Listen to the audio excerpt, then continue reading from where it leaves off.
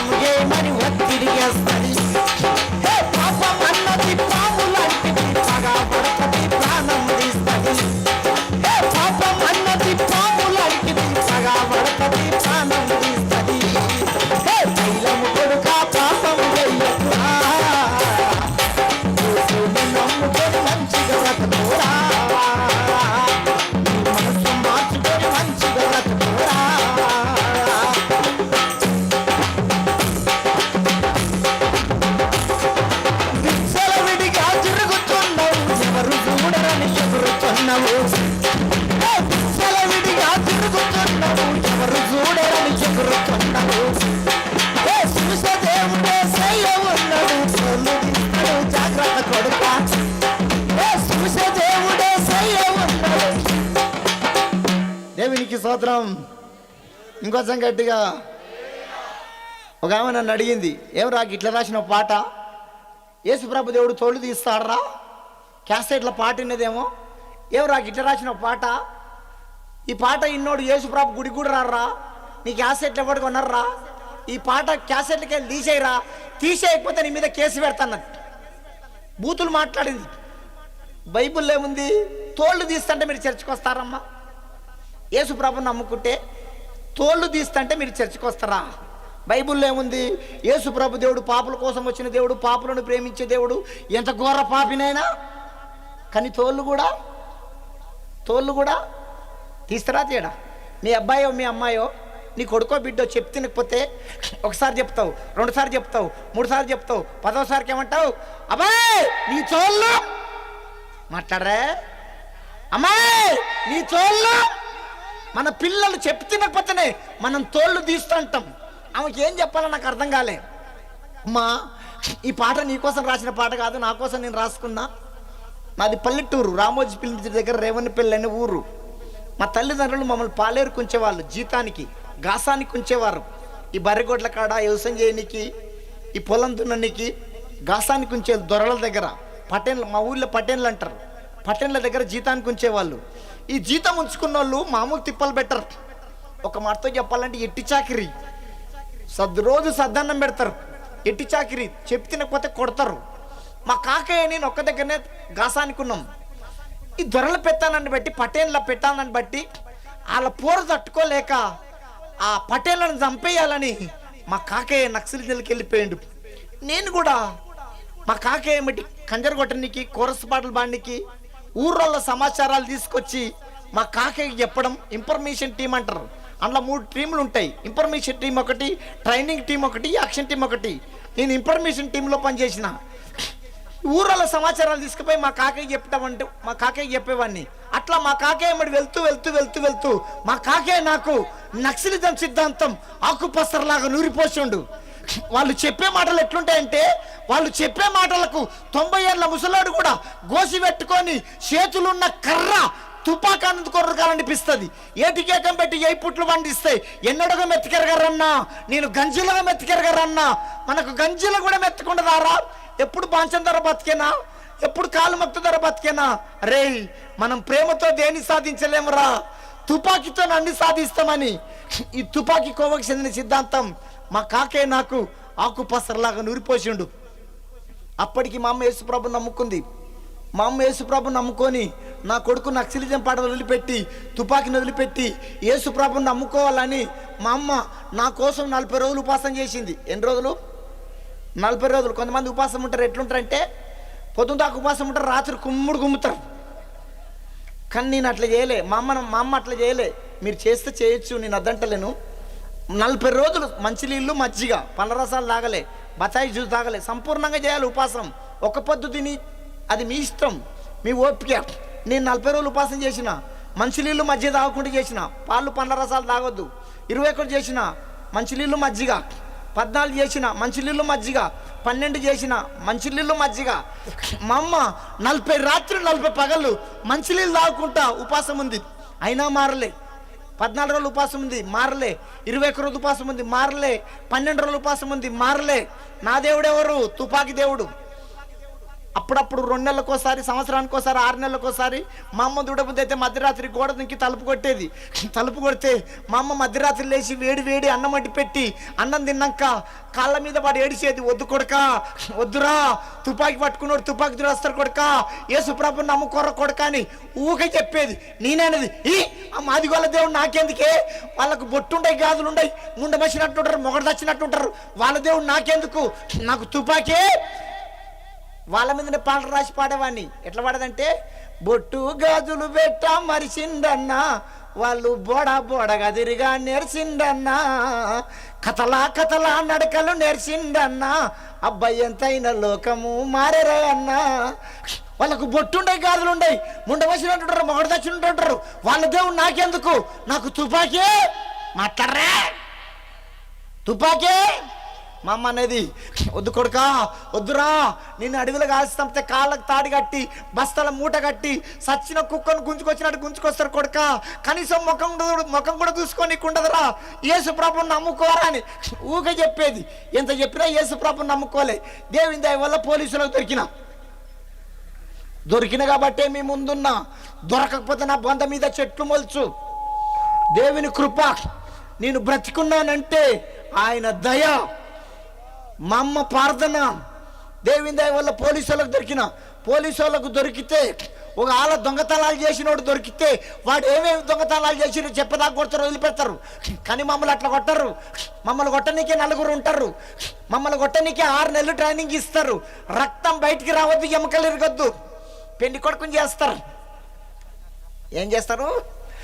దేంతో చేస్తారు అనుకున్న? పెళ్లి కొడుకును లాఠీలతోటి కొట్టరు, కర్రలతోటి కొట్టరు. కర్రలతోటి కొడితే కర్రలు విరిగిపోయి దద్దులు వచ్చి రక్తం వెళ్తుందని, ఈ పంత పూరిపినట్టు ఉబ్బుతుందని కర్రలతోటి కొట్టరు. లారీ టైర్ ఉంటుంది కదా, లారీ టైర్ను చెప్పులు చేసే వాళ్ళ దగ్గర తీసుకెళ్తారు. తీసుకెళ్ళి క్రికెట్ బ్యాట్ లాగా చేస్తారు. ఆ టైర్ తోటి చేస్తారు పెళ్లి కొడుకును. ఆ టైరు పాడుగాను, అది కొడుతుంటే అది అరగది కరగది, ఎంత కొడితే అంత మాగుతుంటుంది. కొబ్బరి రుద్రాడు నున్నగా అవుతుంది. ఒక మాటతో చెప్పాలంటే చెరుకుని బిడ్డట్టుగా పిండుతారు. కొట్టి కొట్టి కొట్టి కొట్టి ఒక గదిలోకి తీసుకెళ్తారు. తీసుకెళ్ళి అందుకని 4 పోలీసులు, ఇక్కడొక పోలీసు ఉంటాడు, ఇక్కడొక పోలీసు ఉంటాడు, ముంగటొక పోలీసు ఉంటాడు, వెనకొక పోలీసు సీసా పట్టుకొని ఉంటాడు, బీర్ సీసా. వెనక బీర్ సీసా పట్టుకొని ఉంటాడు ఒకటి, వెనక మళ్ళరా ఈ పక్కకున్నోడు ఈ కాలు బట్టి గుంజుతాడు, ఈ పక్కకున్నోడు ఈ కాలు బట్టి గుంజుతాడు. ఇక మధ్యలో ఉన్నాడు వెనకున్నాడు, వెనక మళ్ళీ బీర్ సీసా పెడతాడు. మీకు అర్థమైందా? వెనక మళ్ళీ సీసా పెడతాడు. ముంగటి ఉండడం భుజాల మీదకి ఎక్కుతాడు. ఈ 2 కాళ్ళని ఇట్లా గుంజుతూ ఉంటారు. ఈ భుజాల మీదకి ఎక్కినోడు కిందికి ఒత్తుతూ ఉంటాడు. ఈ 2 కాళ్ళని లేపుతూ ఉంటారు. ఒత్తుకుంటా చక్కగా ఉన్న కాళ్ళను భూమికి టచ్ చేస్తారు. వాళ్ళు ఒత్తుతుంటే సీసా సంగతి మర్చిపోండి. ఇక వాళ్ళు ఒత్తుతుంటే భూమి మీద ఉన్న 33 కోట్ల దేవతలు గుర్తుకు రావాలి. నాకు 33 కోట్ల దేవతలు గుర్తుకు రాలే, కానీ అప్పుడు మా అమ్మ దేవుడు గుర్తుకొచ్చిండు. మా అమ్మ దేవుడు ఎవరో మీకు తెలుసు. మా అమ్మ చూడనికి పోయినప్పుడు అన్నం పెట్టి మధ్యరాత్రి నిండా ముసుకేసుకొని ప్రార్థన చేసేది. ప్రార్థనకు ముందు ఊకి ఇట్లా అనేది, సుత్తే స్తోత్రం సుత్తే స్తోత్రం సుత్తే స్తోత్రం అనేది. ఈ పోలీసు వాళ్ళు వద్దుతుంటే స్తోత్రం మర్చిపోయినా, నాకు సుత్తేనే గుర్తుకుంది. సుత్తే ఆ పోలీసు వాళ్ళు వద్దుతుంటే మత్తుకుంటున్నా, సుత్తే సుత్తే సుత్తే సుత్తే. ఆ పోలీసు వాళ్ళు ఇదేం సుత్తరా? ఏమయ్యా మా అమ్మ దేవుడు సుత్తే. ఇదేం దేవుడా? కొత్త రకం దేవుడు, కొత్త రకం దేవుడే మా అమ్మ దేవుడు సుత్తే. ఆ పోలీసు వాళ్ళ కడుపు చల్లగుండా, వాళ్ళు చల్లగా బతక, వాళ్ళ భార్య పిల్లలు మంచిగుండా, వాళ్ళు మంచోళ్ళ చెడ్డోళ్ళ చెప్పండి అమ్మా. మా అమ్మ 40 రోజులు ఉపాసం ఉండి మారంటే మారినా, మాట్లాడరే వదిలిపెడతా. 21 రోజులు ఉపాసం ఉండి మారినా, 14 రోజులు ఉపాసం ఉండి మారంటే మారినా. ఎప్పుడు మారినా సీసా. యేసు ప్రభు దేవుడు మర్యాదస్తుడు. మర్యాద తప్పితే మంచి ఆయన కాడు. యేసు ప్రభు దగ్గరికి రానికంట డబ్బన్న పోవాలి, జబ్బన్న రావాలి. అన్ని బాగుంటే దేవుని దగ్గర రాం. మా ఇంటి ముంగట తల్లి బిడ్డలు చర్చికి వెళ్తారు. ఎలిపి నగర్ నుంచి గోల్కొండ ఎబ్రోన్ చర్చికి వెళ్తారు. తల్లి బిడ్డలు చక్కటి భక్తి పరులు, భర్తనేమో పుల్లు తాగుతారు, డ్రింకర్. తల్లి బిడ్డలు నా దగ్గరకు వచ్చి ఎన్నోసార్లు మొరపెట్టుకుర్రు, అన్నా మేమిద్దరం పరలోకంలో ఉంటే మా నాయన నరకానికి వెళ్తాడా అన్న, మా నాయన కోసం ప్రార్థన చేయండి అన్న, తాగి చచ్చిపోతట్టుండ అన్న, మా నాయన కోసం ప్రార్థన చేయండి అని మా ఇంటికి వచ్చి మొరపెట్టుకునేది. నేను కూడా వ్యక్తిగతంగా ప్రార్థన చేసేది. ఎక్కడ మీటింగ్ లేకపోతే ఆ గృహాన్ని దర్శించి ఓ సువార్త పాంప్లెట్ ఇచ్చి ఓ పత్రిక ఇచ్చి, అంకుల్ ఈ పత్రిక చదువు, యేసుప్రభు నమ్ముకో అంకుల్, తాగుడు మానేసి అంకుల్, యేసుప్రభు గొప్ప దేవుడు అంకుల్ అని సువార్త చెప్తుంటే పాంప్లెట్ ముద్దలాగా చేసి నా ముఖాన్ని మీకు తీసిరేసి, దేవుళ్ళడికి ఊళ్ళాడు ఫోరా, దేవుళ్ళడికి ఫోరా ఇట్లా అనేది. ఎంత చెప్పినా నమ్మకపోయేది. తాగి పక్షవాతం వచ్చింది. ఏమొచ్చింది? పక్షవాతం వచ్చింది. మూతి ఇట్లా వంకరమైంది, కాళ్ళు చేతులు ఇట్లా పోయినాయి, చేతులేమో ఇట్లా పోయినాయి, కాళ్ళు ఇట్లా పోయింది, మూతి ఇట్లా. ఇప్పుడు వస్తుంది చర్చికి, నేను తెచ్చుకొస్తే ఏ ప్రభు నమ్ముకొస్తే గొప్ప కార్యం చెయ్యాలి దేవుడు, నన్ను తట్టుపడుతుంది.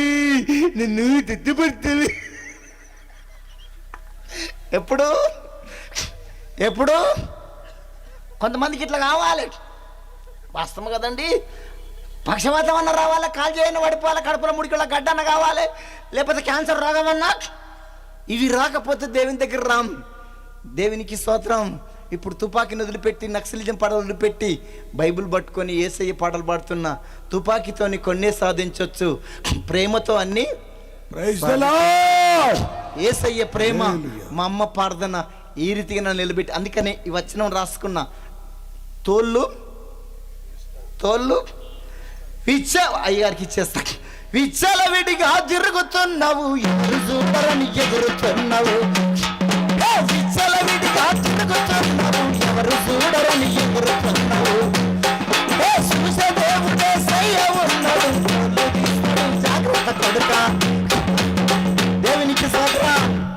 ఇప్పుడు చెప్పండి, తోలు తీస్తాడా తీయడా? తీస్తాడు.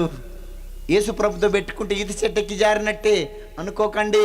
నేను ఆడిందే ఆట, పాడిందే పాట, నేనేం చేసినా చెల్లుతుంది అనుకోకు.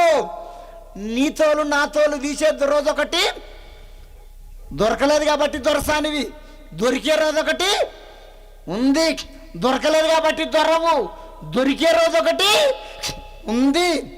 దొరకక ముందుకే సరి చేసుకో. తోలు తీయక మునిపే, పెళ్లి కొడుకు చేయక మునిపే, పక్షవాతం రాక మునిపే, కడపల 3 కిళ్ళ గడ్డం కాక మునిపే, క్యాన్సర్ రోగం కాక మునిపే, మూతొంకర పోక మునిపే నువ్వు యేసు ప్రభు నమ్ముకుందువుగాక.